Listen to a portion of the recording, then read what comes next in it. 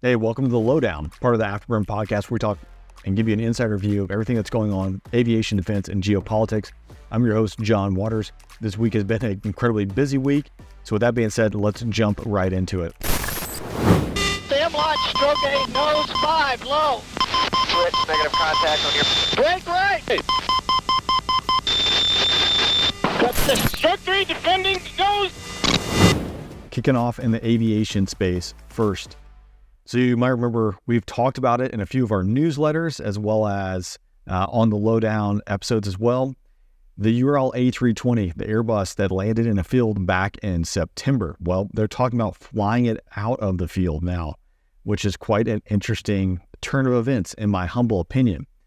If you're a newsletter subscriber, you definitely have already seen the picture that popped up. If you're watching on YouTube, obviously you're seeing it as well. If you're just listening, just imagine an A320 in the middle of a field with a bunch of tire tracks leading up to it. So without saying, or I guess obvious without having to say this, but I'll say it, it's an unprepared surface. The fact that this plane didn't break up and roll into a fireball, even though it had no fuel, I guess was probably, it was an absolute miracle.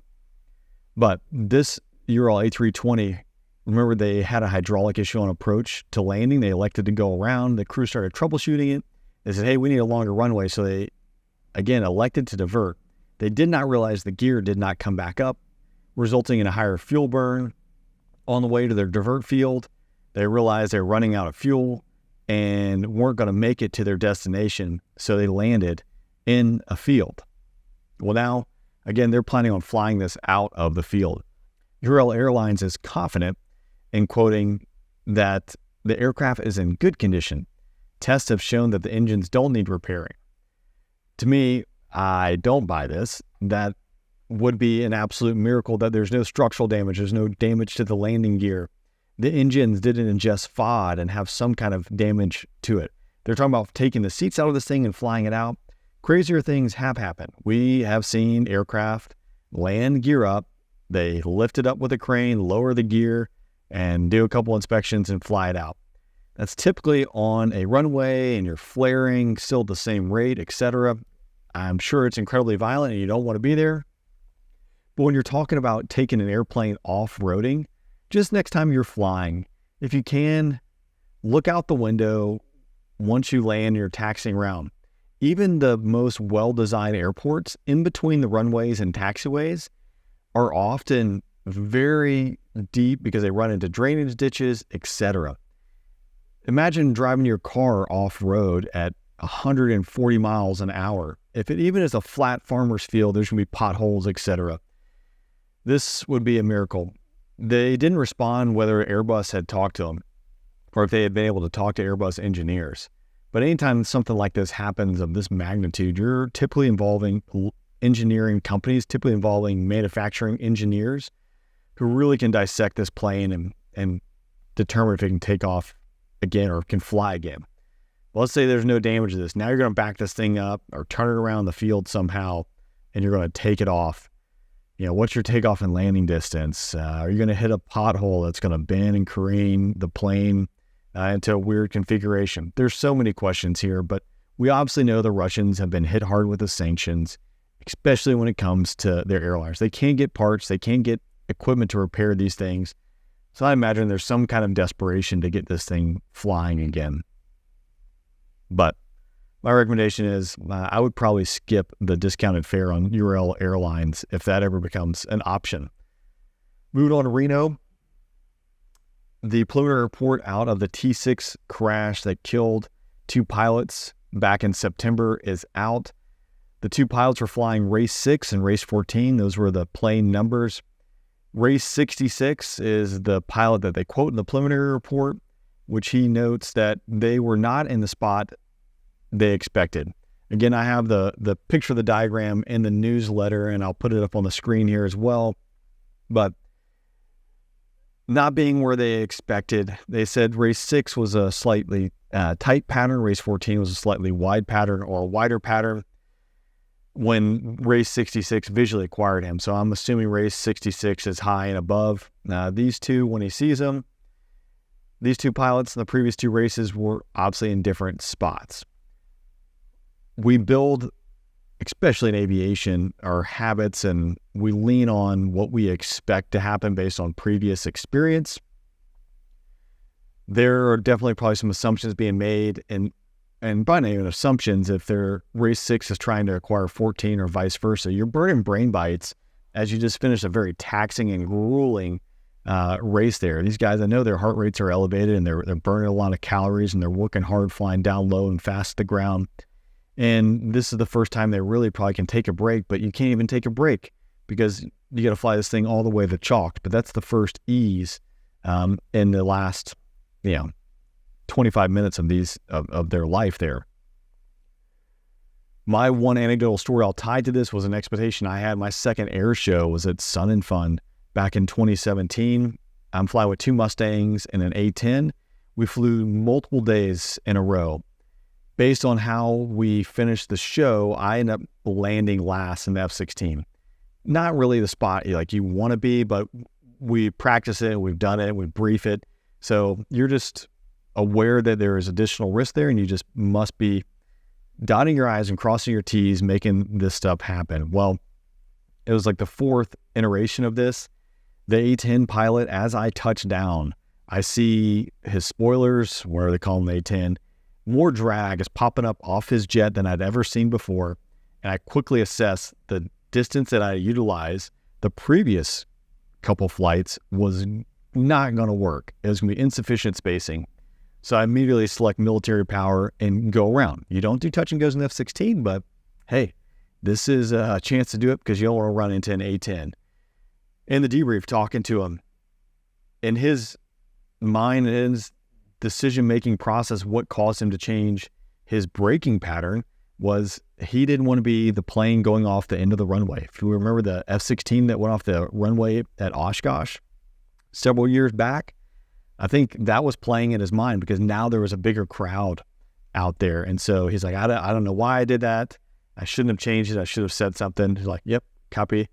Because we're changing a habit pattern. We're changing an expectation that's happening there, and resulted in me going around. Luckily, I saw the big spoilers and speed brakes, and it was easy to discern that there was going to be a closure factor on my end. But this all ties back into the fact that as aviators, we build expectations, and when those expectations don't happen, you're usually burning more brain bites trying to figure out why this is not happening. Not saying this is what's going on with race 14 and 16, but I think it's an assumption to make that these guys were probably trying to figure out where one another was. Again, after a very taxing 20 minutes or so of racing these planes around the pattern there. So the Reno Air Races, this was their final year. I think they had been racing for over 50 years. Yeah, in fact, racing since 1964, I see here. Lots of incidents throughout the year. Not uncommon to be bumping wings and swapping paint. Unfortunately, not uncommon for planes to be crashing.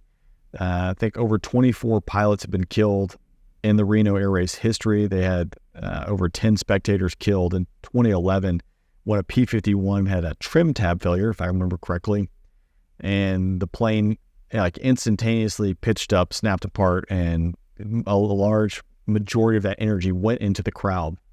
Subsequently, they ended up backing the crowd up and changing the profile of the race.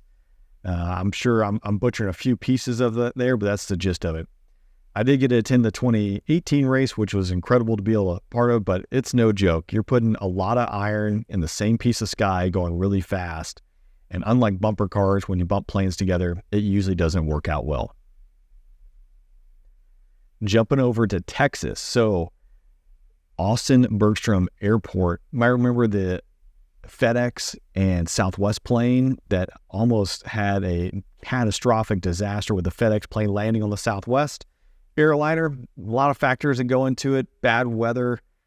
The Southwest plane's taking a long time on the runway. The FedEx plane's cleared to land. I'll link the YouTube video down to that below. But Austin Bergstrom, they had another one this past, or 2 weeks ago. And this was just coming out now, but it's between an F-18 and a Cessna Citation. It sounds like there was some confusion between the controller and what he was expecting the F-18 to do, and the F-18 was communicating what he was doing, assuming the controller was understanding him. Basically, where the F-18 was going to break in the overhead pattern is what I surmised from the article here. But Delta and Frontier had a near midair. I don't know what the incident rate per 100,000 or 10,000, whatever the FAA uses at an airport, but 3 major incidents near catastrophic or could be catastrophic at Austin this past year seems like a relatively high percentage for an airport of this size. But maybe someone who is attuned to the FAA data can chime in with a comment and enlighten us all here. In 2020, the FAA reported over 4,394 near misses. Interesting because there wasn't a whole lot of airliner traffic going on in 2020. I think there was a little thing called COVID going around. Now, GA flying, I would assume, was probably vastly higher just based on seeing what airplane prices did starting in 2020 and thereon. Near miss, not sure exactly what they're classifying that here in that number, but outside 500 feet, you're considered well clear. 500 feet is really not that far away when you're talking about speeds of even 80 knots or 150 knots, let alone 300 knots. If you're pointing beak to beak, that 500 feet becomes 0 feet very quickly. So, moral of the story, keep your nugget on a swivel if you're flying around out there. We've talked about the the TCAS, the Traffic Collision Avoidance System, the Spirit Airlines flight had last week in the newsletter, and that was at 23,000 feet in Class A airspace. So you have to be instrument flight rules up there, you're under air traffic control. People are looking at radar, so if you are off altitude, someone's going to chime in and yell at you very quickly. But even in today's modern airspace with all the bells and whistles and technology, stuff can happen. So never let your guard down. On to defense. So unless you've been living under a rock the past week, you're well aware that Hamas attacked Israel this past week, and it has led to a full-on onslaught with more to come, I would imagine. The evacuation order that Israel issued to Gaza Strip residents, again, I'm probably butchering that, that's expired. So over 1 million people, I think about a little over 2 million, 2.2 million people live in a 25-mile strip there in Gaza, so heavily populated, very, very dense. They ordered the evacuation, which clearly signals Israel's intent to conduct full-scale or aggressive military operations into Gaza. The United States has also, they've deployed F-15s, F-35s, A-10s to the region. The Marine Corps 26th Marine Expeditionary Unit departed and exercised early from Kuwait. They arrived there, and 2 days later, they're packing up, getting back onto the boat. They're now awaiting further tasking as a result of emerging events, end quote. The U.S. Navy moved the USS Ford carrier strike group further in the eastern Mediterranean, and then the USS Enterprise departed port this weekend, heading to the Mediterranean. The intent there, according to Navy officials, is to relieve the USS Ford. However, there have also been quotes of standing by for further tasking. So, obviously, a lot of U.S. presence flowing to and in and around that region should things escalate further. The E-3 Sentry AWACS Airborne Warning and Control System, that big old plane. Again, if you're looking on YouTube, you can see it, but if you're not, you can just imagine a Boeing 707 with a big old Frisbee hanging on top. The Air Force is retiring those. They're being replaced with a newer version, E-7 Wedgetail, which is based on the 737 body. A lot of changes have happened in the U.S. Air Force force structure in the last few years, some pretty rapid changes, such as the J-Star, which we talked about a few weeks ago in the newsletter, flying its last flight, realizing that when we're going into near-peer threats or near-peer adversaries and contested environments, these large platforms won't be needed, or a different version as well as capabilities is needed. So the upgraded Wedgetail will definitely have a better radar system, be able to provide that air picture. The AWACS is down to 18 aircraft, the 13th jet to leave to the Boneyard Davis-Monthan left on September 21st. The E-3, again, is based on the 707 body, which first flew in 1957. Boeing has upgraded the AH-64 Apache attack helicopter. It has had its first flight. Looks like they're getting upgraded data link pilot interface, as well as open architecture to allow future technologies to be implemented. Those in the tech space who are smarter than me, I can recognize that this is a pretty big deal coming from the F-16, where the software, any kind of change you wanted to make, had to be put on a list, and it would sit on that list for years and years, racked and stacked based on priorities, and then it would be determined if it could be put into the code. Ironically enough, Guard F-16s had a different structure where they could actually make coding changes fairly quickly. So if they realized that a button wasn't doing what it really wanted them to do, or was doing something funky, or they would like, hey, this switch to do this, in the Guard, they could actually go right to the person, and they can make that change in the code and then squirt it to all the jets. Having that open architecture allows for those rapid changes to be made. So interesting to see that coming about. It would be nice if it happened everywhere else. The Belgians have decided to provide F-16 to Ukraine not earlier than 2025, and it does not have a number associated with it. So that's also happening. I mean, it wouldn't be an episode if we didn't talk about China. So let's jump into the geopolitics of the world. China's increased its military activities in the Taiwan Strait. Just yet another underscore of the tensions that are in the region. So the U.S. has put the USS Reagan around Korea and made port calls in South Korea. That's tied to some North Korean missile launches. But the Chinese intercepted and warned a Navy P-8 flying through the Taiwan Straits.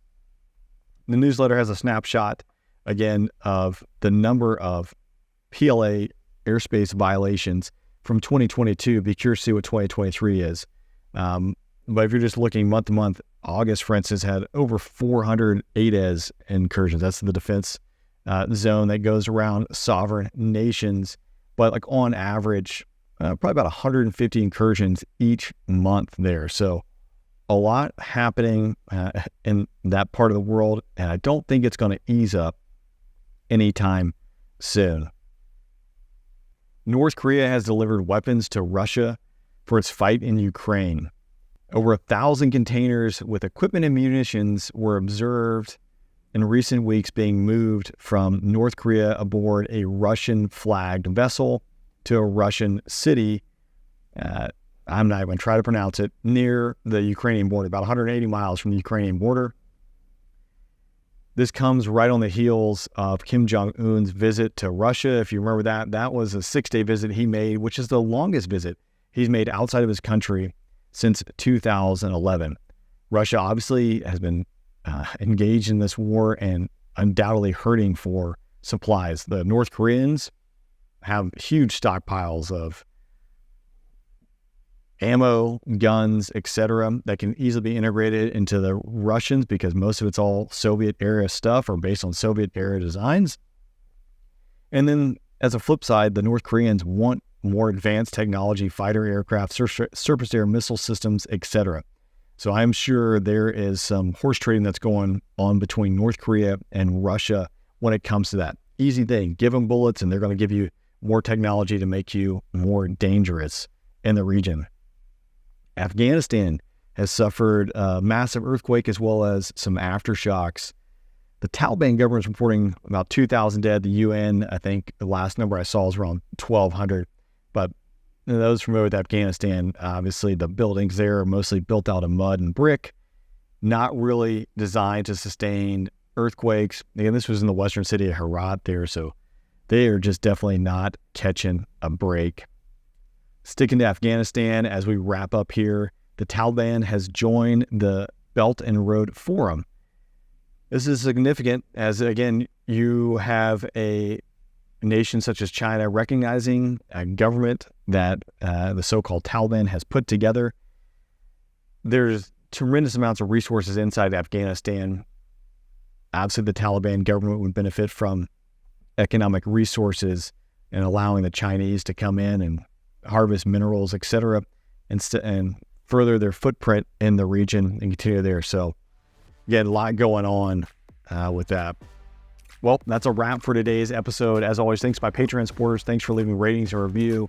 Hope you enjoyed this. If you're interested in ad-free as well as There Was stories and early access to these episodes, swing over to Patreon and you can join us there. Our next Afterburn podcast episode is going to be coming out this week with Habu.